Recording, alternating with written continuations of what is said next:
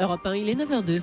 L'interview découverte, Caroline Roux, vous recevez ce matin Anne Michelin, chercheuse au Centre de recherche sur la conservation des collections. Signe particulier, elle sait lire entre les lignes comme personne. Bonjour Anne Michelin. Bonjour. Alors vous êtes ingénieure en physique-chimie de formation et vous avez en effet travaillé sur des lettres écrites par Marie-Antoinette, des lettres secrètes écrites au comte Fersen, c'était entre 1791 et 1792. Et grâce à la science, on sait aujourd'hui, en tout cas on a la preuve, Julie, qu'ils s'aimaient. Alors pourquoi il a fallu attendre si longtemps ? Qu'est-ce qu'elles avaient de particulier, ces lettres ? Alors, ce qui était particulier sur ces lettres, c'est qu'une partie, en fait, était cachée. Alors, de deux manières différentes. Une partie était chiffrée, donc on avait changé certaines lettres par d'autres selon une table de chiffrement. Et une deuxième partie, et c'est celle qui nous intéresse, ce sont des lettres qui ont été caviardées, des passages qui ont été raturés en faisant des boucles très serrées, ce qui rendait totalement illisibles ces passages-là. Est-ce qu'on sait qui avait caviardé ces lettres, comme vous dites ? Non, on ne sait pas exactement. On soupçonne en fait que c'est le petit-neveu du comte de Fersen qui, lors de sa publication, en fait, il a publié une partie de ses lettres en 1877 et on pense qu'il aurait enlevé certains passages qui seraient compromettants pour Alors, lui. c'était un vrai mystère, ces lettres, puisque donc elles sont aux Archives nationales depuis les années 80. Il y avait eu dans les années 90 des tentatives au labo de police judiciaire, mais ça n'avait rien donné.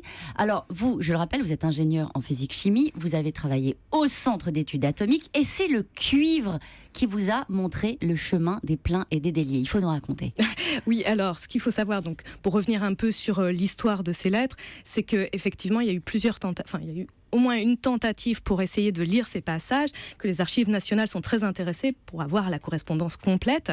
Donc, en 2009, la partie, en fait, chiffrée a été décryptée par des chercheurs, et ils se sont dit, c'est peut-être le moment de réessayer sur la partie qui est caviardée. Effectivement, les avancées technologiques permettent aujourd'hui de faire de gros progrès. Comment vous avez fait ? Comment on a fait ? Donc, on a utilisé cette technique dont vous avez parlé, la spectrométrie de fluorescence des rayons X, qui est une technique qui permet en fait d'avoir la composition élémentaire en chaque point de notre image. Mais vous travaillez sur des timbres-poste. C'est très précis comme travail. Oui, c'est très précis parce qu'en fait, c'est une technique où on a un faisceau qui fait 100 microns. En fait, donc qui est très très petit, qui va nous donner pour ce point-là la composition, donc quels sont les éléments et en quelle quantité. Mais si on veut avoir tout le texte, il faut faire beaucoup de points sur des petites fenêtres qui font environ 1 centimètre de large. Et donc, vous avez découvert cette phrase: je vais finir, non pas sans vous dire, mon cher et bien tendre ami, que je vous aime à la folie, que jamais, jamais je ne peux être un moment sans vous adorer. Vous êtes scientifique, certes, Anne Michelin, mais quand vous découvrez je vous aime à la folie, écrit par Marie-Antoinette, est-ce qu'il se passe quelque chose ? Est-ce qu'il y a de l'émotion ?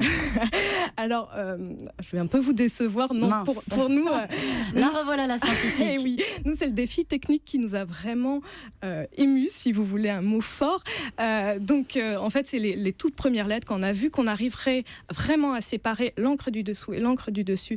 Là, nous, on a trouvé ça terrible. Mais en fait, ce serait la correspondance de la servante de Marie-Antoinette. On aurait trouvé ça génial aussi. Vous avez jamais eu le sentiment de trahir leur secret ? Non. Ça vous effleure pas l'esprit, ça ? Non, nous, on ne fait pas ça comme ça. Bon, est-ce qu'il reste des lettres à déchiffrer de cette correspondance-là ? Oui, combien ? Donc en fait, ce qu'il faut savoir, c'est qu'il y en a dans le sens Marie-Antoinette vers le comte de Fersen. Là, on a 7 lettres, et dans l'autre sens, comte de Fersen vers Marie-Antoinette, on en a 8.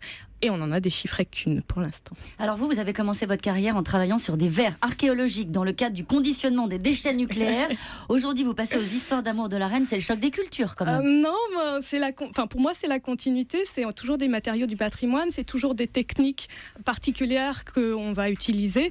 Moi, j'ai pas l'impression de faire un grand bond. Pour moi, c'est des objets qui racontent une histoire, que ce soit un morceau de verre ou que ce soit les lettres de Marie-Antoinette.